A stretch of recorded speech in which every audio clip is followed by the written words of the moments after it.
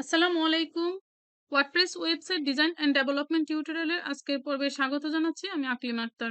আজকে আমি আপনাদেরকে ওয়ার্ডপ্রেসের একটি টিপস অ্যান্ড ট্রিক্স দিব। সেটা হচ্ছে আমরা যখন বিভিন্ন ওয়েবসাইট ডিজাইন করি, সেই ওয়েবসাইটের ডিজাইনের সাপেক্ষে আমাদেরকে বিভিন্ন প্লাগইনস থিমস ইউজ করতে হয়। যেমন কিছু প্লাগইনস আছে আপডেট ছাড়া, যেমন এখানে এলিমেন্টর প্রো এর বর্তমান ভার্সন হচ্ছে 3.7.7, কিন্তু আমরা এটা ইউজ করেছি 2.9.3। দেখেন কতটা ওল্ড ভার্সন এটা। তো বিভিন্ন প্রয়োজন সাপেক্ষে বিভিন্ন ডিজাইনের জন্য আমরা বিভিন্ন অ্যাডম ইউজ করি, প্লাগইন ইউজ করি, যেগুলো আমাদের কাছে আপডেট ভার্সন নেই। আমাদের কাছে ওল্ড ভার্সন আছে এবং সেই ভার্সনগুলো আমরা ইউজ করি। এবং থিমের জন্য আমরা আপডেট থিম ইউজ না করে আমরা ওল্ড থিমগুলো ইউজ করি। তো সেক্ষেত্রে দেখা যায় এখানে এইরকম আপডেট নাও এরকম নোটিফিকেশন গুলা শো করে। তো দেখতে হিজিবিজি দেখা যায়, ভিতগুটে দেখা যায়, ভালো লাগে না দেখতে।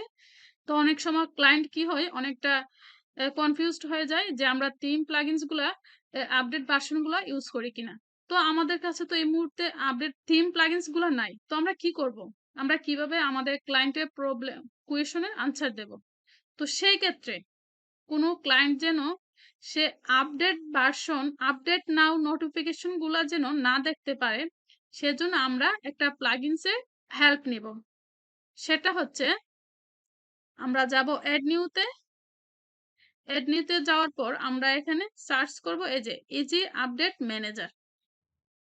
হ্যাঁ, তারপর আমরা চলে যাব ইজি আপডেট ম্যানেজার, MANA। হ্যাঁ, ম্যানেজার। আচ্ছা, আমি আবার টাইপ করছি, এই যে ইজি আপডেটস ম্যানেজার। হ্যাঁ, এটাকে ইনস্টল নাও,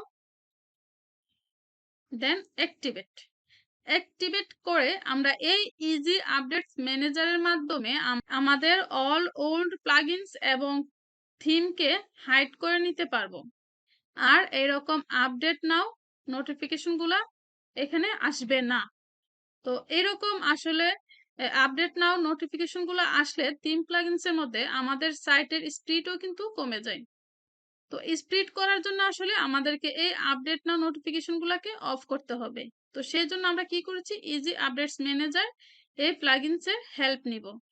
তো এখানে আমরা এখানে ডিঅ্যাক্টিভেট অপশন আছে, আর এখানে কিন্তু কনফিগারেশনের অপশনও থাকতে পারে। তো এখানে আসলে নেই।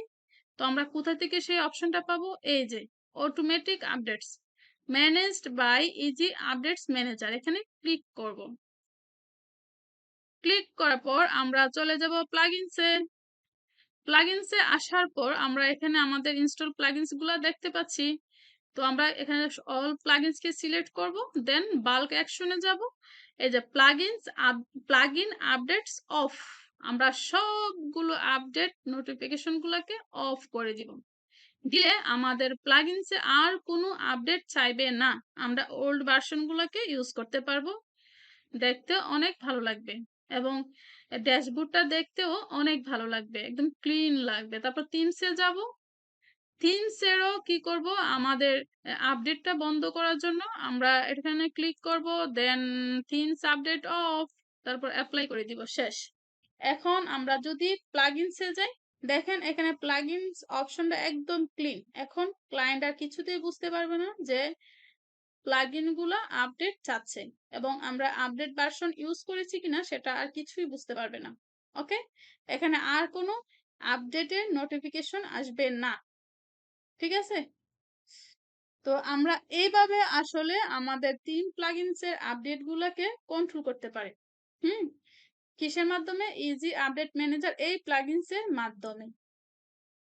তো আজকের ক্লাসটি আশা করি আপনাদের জন্য অনেক উপকারে আসবে, কারণ আমরা বিভিন্ন প্রয়োজন সাপেক্ষে আমাদেরকে ওল্ড ভার্সন, নাল থিম এগুলোকে ইউজ করতে হয়। তো বিভিন্ন সময় আমাদেরকে ওল্ড ভার্সন গুলো ইউজ করতে হয় যেগুলোর আপডেট ভার্সন আমাদের কাছে নেই।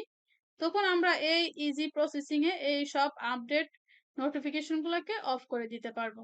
ঠিক আছে? তো আজকে ওয়ার্ডপ্রেস টিপস এন্ড ট্রিক্স এর ক্লাসটি আমি এখানেই শেষ করছি। ভালো থাকবেন আর বেশি বেশি প্র্যাকটিস করবেন। আর ছোট্ট করে একটা কথা বলতে চাই, যারা এই মুহূর্তে আমার এই ভিডিওটি দেখছেন, প্লিজ ভিডিওর নিচে ছোট্ট একটি লাইক দিবেন এবং সাবস্ক্রাইব করে আমার চ্যানেলের পাশে থাকবেন।